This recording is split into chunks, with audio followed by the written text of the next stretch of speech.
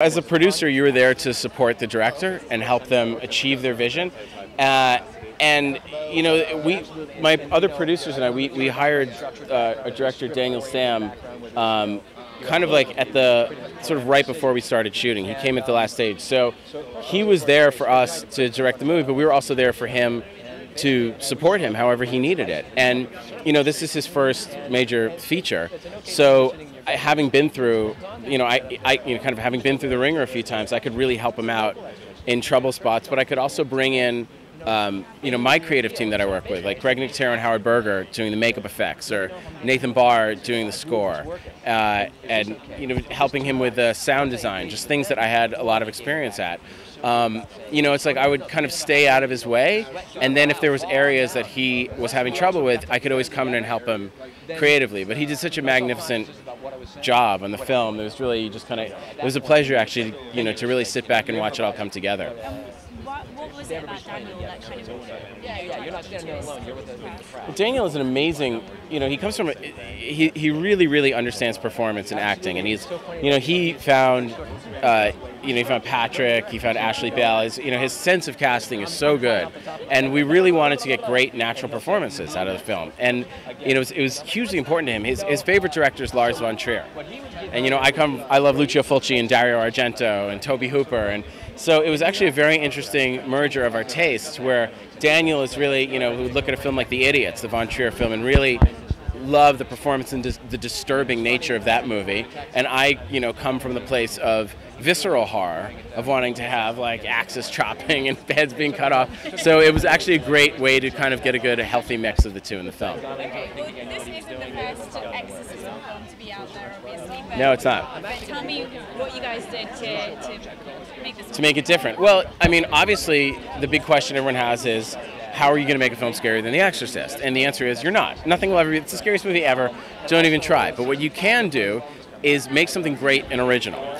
And if you think about vampires, there was Dracula, but look how many vampire stories. Then there was Blade, and there was Interview with the Vampire, and now the biggest movie is Twilight. So people love vampires, and I really believe that people are obsessed with possession and the devil. And if he says in the movie, you believe in God, you believe in the devil. This is something that everybody has thought of.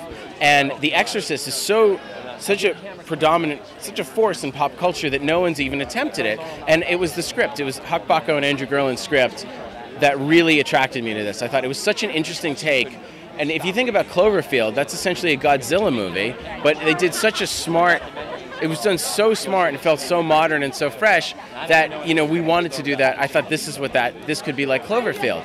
And, part of the key was not repeating the things they did in The Exorcist. They said, okay, we're not going to have a devil voice. We're not going to have yellow eyes. She's not going to vomit pea soup, because why even bother? That's already been done. And those are demonic rules that were set up by The Exorcist. Those things didn't exist before that movie. So we wanted to have a movie that really felt like this is what you were like in a room with someone who's really possessed. Now, judging by Hostel and some of the content in there, yes. A lot of people are like, how do you come up with this? So tell me a little bit about where your brain goes. I mean, look at what's going on in the Gulf with BP oil. No matter what I think of, there's always someone doing something much worse. That's true. You don't have to think, just turn on the news. People are doing horrible, sick things. I feel like I'm just holding up a mirror. Everyone is asking, can you top The Exorcist? And we weren't trying. I don't think you can, and we weren't trying to top The Exorcist. But exorcism, in the end, means demonic possession, which is as wide a field as vampire movies are. So it depends on you having a strong story and strong characters, and not relying on the gimmicks that come with an exorcism. And that was kind of important to us from the very beginning, and that's what I'm kind of proudest of when it comes to the movie, that I think we achieved that. Now tell me a little bit about directing the film's cast. You've got some really great young talent as well. Tell me what you're doing when you're directing. I think like a lot of people talk about directing as in telling people what to do. I think for me it's important to because they are the actors are the authority on the character, right? So it's a lot of listening. It's a lot of having them tell me what they want to do, what their impulses are, and then just try it out and see what happens, and have these different ideas collide.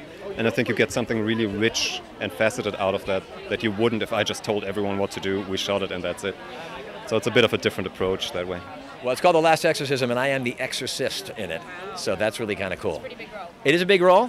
Me and the possessed girl seem to be the big headliners, I think. I get to play the Reverend Cotton Marcus, which is really great because anytime you're an actor, you get to be a preacher. It's great because you get to talk, you get to be a little dramatic, and it was really, really fun.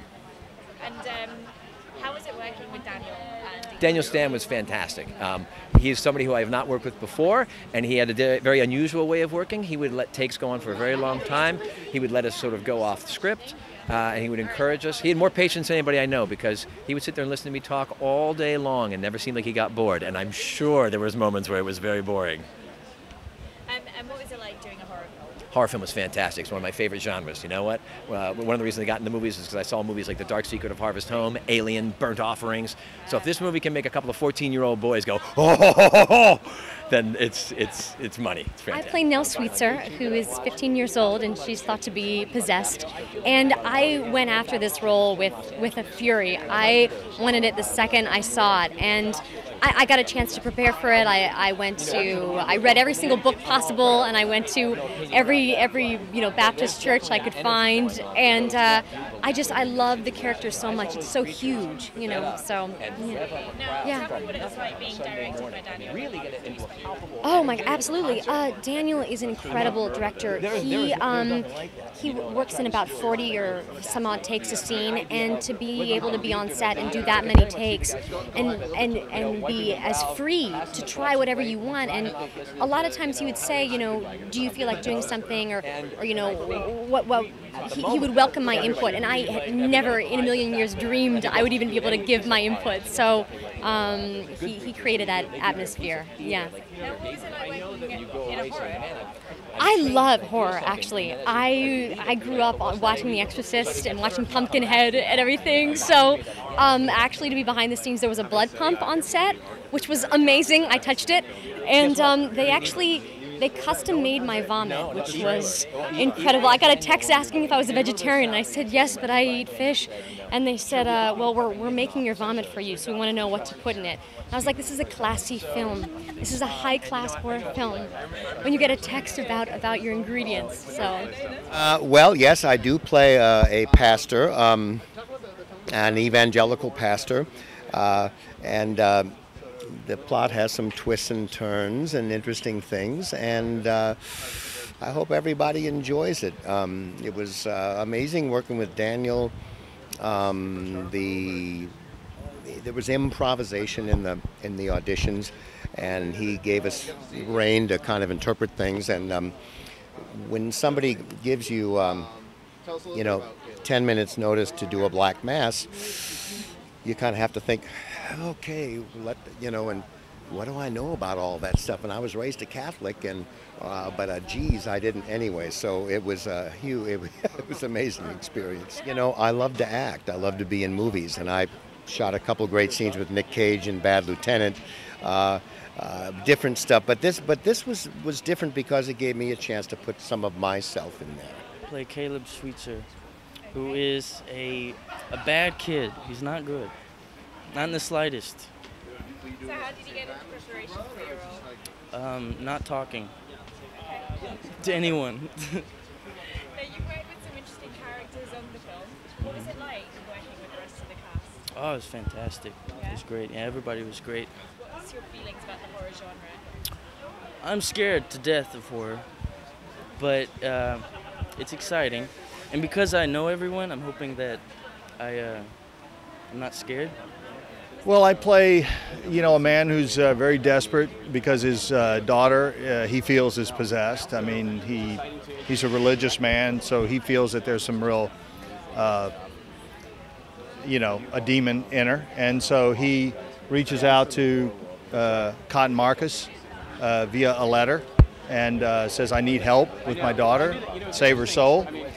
And Cotton comes out, and what ensues is not exactly what I think anybody expected.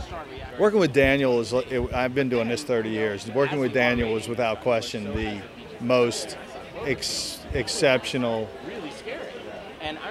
experience of my career, because you know, I mean, you know, there was a lot of freedom that we had, you know, doing this. We had a beautiful, amazing script from Huck and Andrew to go, you know, and we were able to just sort of, you know, bring ourselves to the character, which is why I think they changed our names. All of our names were changed to our actual names. Daniel had such, I mean, like we would do a scene and I'd be like, you know, and I'd walk away and like, Daniel, is that okay? Did you know? And he's like, Louis, believe me, I'll tell you if it's not.